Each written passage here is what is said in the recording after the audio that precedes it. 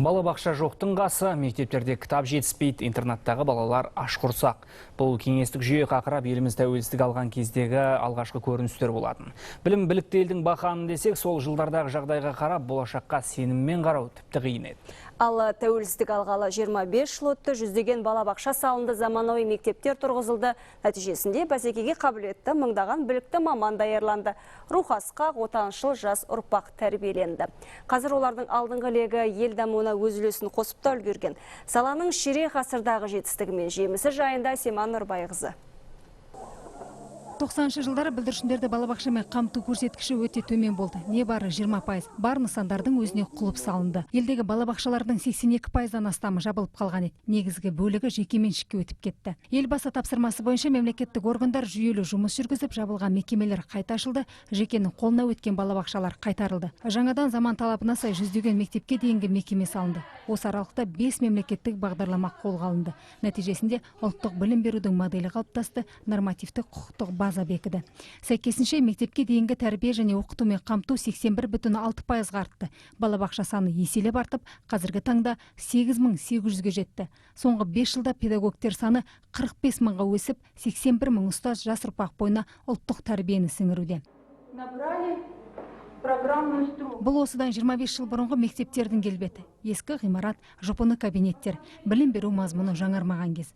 Ал мынау қазіргі көрініс. Мысалы, мына мектеп тәуелсіздікпен құрдас. Алматы облысындағы Іле ауданының Мұқағали Мақатаев атындағы орта мектепте 3000 оқушы білім алады.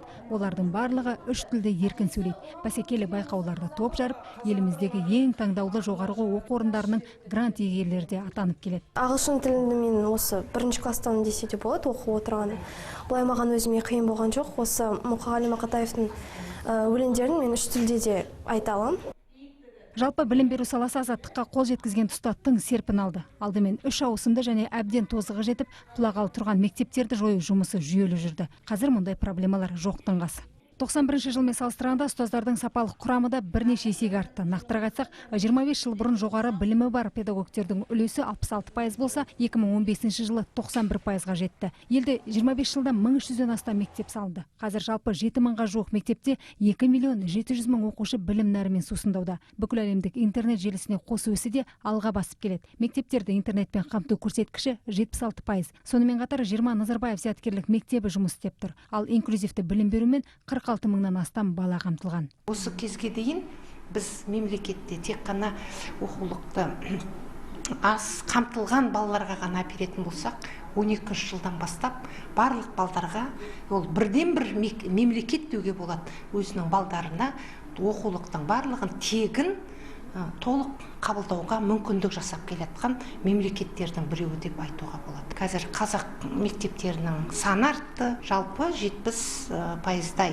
Қазір 70-ден астам пайыз мектептеріміз қазақ тілді мектептер екенін бүгін ең үлкен жетістігіміздің біреуі осыда шығар. Қазақстан білім ғылым іздегендерге мүмкіндік мекені. Өмірлік азық берер заманауи оқу ошақтары жыл сайын көбейіп келеді. Әлі де көбейе берері сөзсіз. Асима Нұрбайқызы, Еркінжан Керімжан, Қазақстан ұлттық телеарнасы.